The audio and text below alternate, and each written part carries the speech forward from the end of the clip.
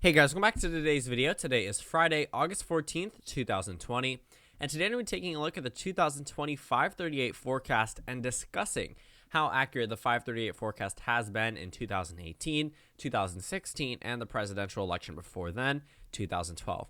So I'm using 2012 as a reference point because this was when Nate Silver really got big. He accurately predicted the 2012 election to a T, getting every single state correct. In 2016, he followed suit by getting a couple of states incorrect, and then in 2018, we actually are going to go ahead and take a look at that. I don't have the 2018 numbers off the top of my head. I've decided that I'm going to jump in it at the same time that I'm making this video. I don't typically do that. I usually jump through the data and actually read it over before I make my points, but in this video, I'm going to be actually looking at the 2018 model for the first time since, you can guess, 2018. So when I was holding the live stream on November 2018, I remember refreshing the New York Times page, even though FiveThirtyEight isn't associated with the New York Times page.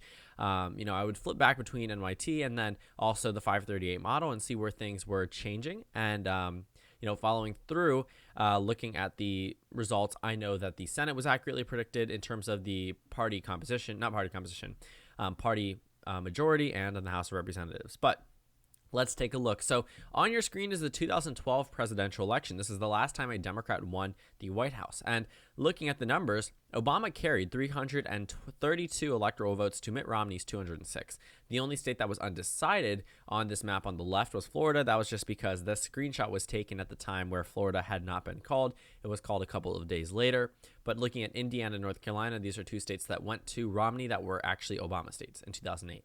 And then looking at the FiveThirtyEight chances by the state-by-state probabilities, Indiana hadn't been rated safe for the GOP. North Carolina had been rated for the GOP, but practically all of the other states were rated 80 and 90% for Barack Obama. Taking a look at the 80 to 90% characterization, Michigan, Pennsylvania, Wisconsin, and Ohio were rated as safe as California. And I think that is important to note that Nate Silver, he got everything correct in 2012. And also, if you look at the margins in some of those states, you actually might agree. Obviously, it's not a California margin, but there pretty much was no chance of Mitt Romney carrying those states. He really wasn't able to appeal to the white working class voters, and Nate Silver got that spot on. And then 2016 rolls around. Well, what's coincidental is that Hillary Clinton has the same chance at winning the presidency, at least she did on Election Day, that Joe Biden has right now. Joe Biden has around a 73% chance. Actually, it's increased, so a 73% chance. And then if you look at the polls plus forecast, it got a little bit more for Hillary Clinton to 72%. But looking at these numbers, I think you could easily say, oh, FiveThirtyEight was wrong once, but then you actually have to look at the data. They've adjusted for what they were wrong about 4 years ago. The pollsters have gotten a lot more accurate. And also, a 28% chance at the presidency, I'd easily take that. So, that's nearly a 1 1/3 chance at winning the presidency. And usually, things with a 1 1/3 chance sometimes happen. You spin a wheel, you're bound to land on it at some point. And this election, it just seems like Nate Silver's prediction was off in a couple of states. So looking at the polls plus forecast, he actually incorrectly predicted North Carolina and Florida. Now in the nowcast, there were points in time where Donald Trump did better than the nowcast. He does overall nationwide, but in these states, Hillary Clinton's lead just expands a little bit more. But looking at the polls plus forecast, Trump had a 45% chance at winning in the states of Florida and North Carolina. That is nowhere near off. Really, Hillary Clinton, if the election had gone just a tad bit differently in the final 2 weeks, she probably would have won. If James Comey had not reopened the email investigation, Trump was on a downhill spiral following that comment that had been leaked to the mainstream media about what he had said about women in the, buzz in 2005. A lot of the comments that he had been making were starting to pop up, and then James Comey reopens the email investigation, and a lot of Republicans start to solidify. And I think if the Republican Party had gone in as fractured as it was before the email investigation opened up, yes, Hillary Clinton probably would have still lost a number of swing states, but the race would have ultimately ended up with a Hillary Clinton presidency. So Hillary Clinton was expected to carry North Carolina and Florida on the FiveThirtyEight model, but a 55 to 45 prediction is nowhere near what Biden is in a number of these swing states.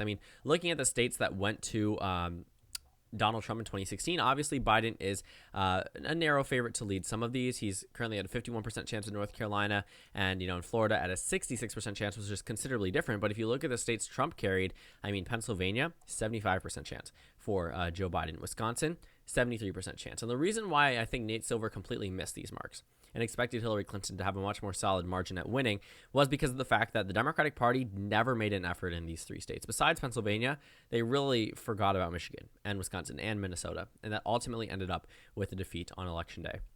Now that I think that both Republicans and Democrats are targeting it just as heavily, and what we've seen in the past few elections since 2016, we're starting to see a number of these states turn a little bit more blue and a little bit more in favor of Vice President Biden. So Biden actually outperforms Clinton's percent chance at winning Florida, underperforms in North Carolina, and I believe underperforms in some of the Rust Belt states, but that makes sense. Donald Trump carried those states. Before Donald Trump, these states had not gone to the Republican Party in 24 to 28 years, depending on the state. So decades had gone by, and they weren't Republican states. So keep that in mind. So Hillary being at 72% chance, I don't think you should discredit the 2020 model whatsoever.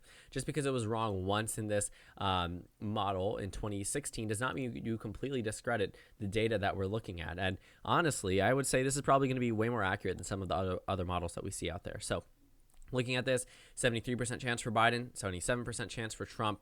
But let's move a little bit past 2016. I mean, we can briefly talk about the states that were correct: Arizona, Iowa, Ohio, Georgia, Texas, Utah, Alaska. These are the only states that were mildly competitive. New Hampshire was projected correctly, Colorado and New Mexico and Virginia and Nevada. I guess these 5 states were off, but 2 of them were so close, and he did accurately get correct some of the other states. So moving past that, let's take a look at 2018. So like I said, they got the chances of Republicans to keep control correctly. They gave them an 82% chance at keeping control, and they easily did it. The most likely scenario was a 51-49 scenario, an 18-point chance where the Republicans ended up with 51 seats to the Democrats 49. That's actually exactly how it was entering into 2018. Ended up being 53-47, which had a around 1 in 10 chance of being the overall outcome. But the Democrats had a much less chance of carrying the Senate. I mean, looking at the possibility of the Democrats carrying even 2 seats was as likely as the actual result. But looking at the 10.5% chance, it gets gloomier from there. A 5% chance for a net gain of 3, and then a 1.8% chance at a net gain of 4, and a 0.4% chance at a net gain of 5. For the Republicans, they still had, roughly, I guess you could say, 5 times the chance of carrying 5 seats, or winning a net 5 seats compared to where they were before. So the 2018 Senate map was very favorable to the GOP, but they did very well in terms of accurately predicting the results here. So looking at the states that were competitive, they expected Joe Donnelly to win. It was always supposed to be a narrow race, but Mike Ron actually had a pretty significant win in this state. In Missouri, it was back and forth. They did say Josh Hawley would win. They gave him the narrow edge over Claire McCaskill. That ended up coming true. In Florida, I think this one actually was a shock to many people. Bill Nelson was able to defeat Rick Scott was able to defeat Bill Nelson by the narrowest of margins, and that is pretty significant. I mean, Rick Scott and also the GOP in Florida did very well in 2018 for whatever reason, and that was enough to flip the Florida Senate seat and retain the governor's seat and not do too much damage to the GOP seats in the House of Representatives. So Florida was actually the only one that was too drastically off. They got Texas correct. They gave Ted Cruz a pretty good chance at winning. Actually, the Democrats outperformed these numbers. In Arizona, Kyrsten Sinema was expected to win. That ended up coming true. In Nevada, Jackie Rosen ended up coming true in this state. So a lot of these competitive races, they did get correct. In Montana, John Tester was expected to win. In West Virginia, Joe Manchin was expected to win. These all ended up coming true. Looking at the other competitive races, we didn't really see too much competitiveness in the Rust Belt. Bob Casey carried this state. Looking at Michigan, Debbie Stabenow easily carried it. In Wisconsin, Tammy Baldwin easily carried this state. In both Senate elections in Minnesota, easy win for both of the Democrats here. North Dakota, they expected a Kevin Cramer victory, gave him a 77% chance at winning. What did he get? He won by a pretty significant margin, larger than the expected vote share. So in a lot of these competitive races, the Democratic Party was expected to do practically as well as they did, with the exception of Indiana and Florida. Outside of those 2 states, those were the only ones that were actually too far off. Tennessee went to Marsha Blackburn as expected. Mississippi went to Cindy Hyde-Smith, through the runoff, which was expected. So while Indiana and Florida, I guess you could say, were the only states that were wrong, the 538 forecast wasn't too far off. So moving past the Senate, the Senate was pretty accurate. They didn't get too much wrong. Actually, let's go over to the governor's race. So they ended up with 24-26, which actually isn't too far off.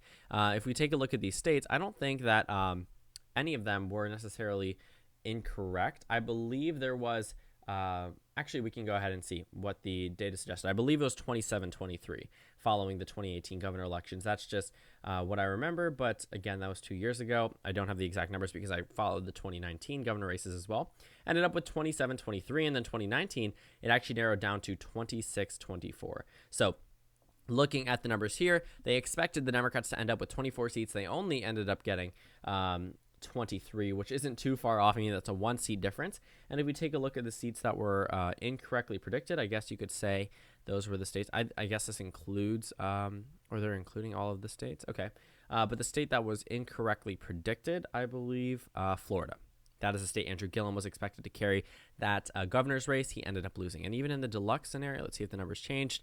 It got a little bit better for Democrats, but overall the races remained the same. So these all pretty much ended up with what we expected with what came to be on Election Day. I think this state was wrong in Iowa. And then for the Democratic Party, Iowa was incorrectly predicted. Kim Reynolds ended up winning.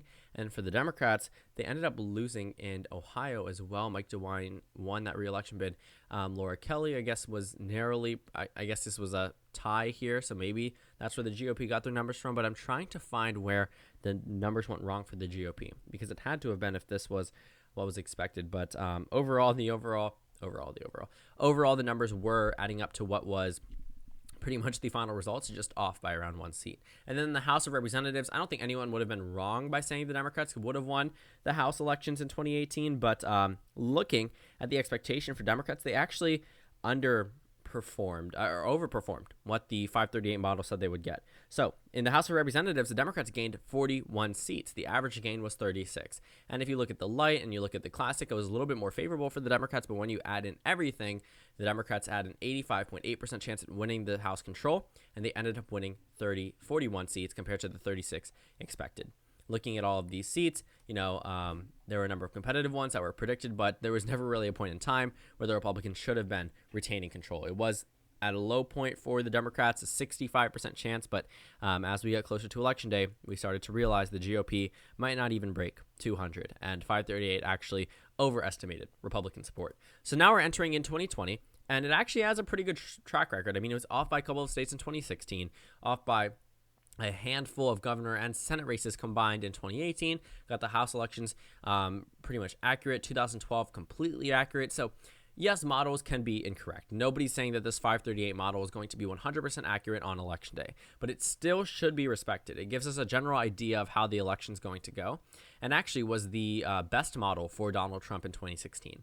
It gave him the largest percent chance of victory out of all of the respectable models out there, and I will say that is something that really should attest to the ability for 538 to be respected by the mainstream media and by people that look at politics. Nate Silver can be incorrect certain times, but also the model takes in a lot more than just Nate Silver's belief about some of these states. And you have to realize there's a lot of data backing up where they allocate their projections and their expectations for a lot of these swing states. So thank you guys so much for watching this video. Make sure to comment down suggestions below. Subscribe on the left if you haven't already, and check out the Instagram and Twitter. At the bottom left of the screen, there's also a Discord link for you to go ahead and join, and then a video that you can watch. There's also a playlist for my 2020 election predictions that have started since the year 2020. Again, thank you guys so much for watching, and I will see you all tomorrow.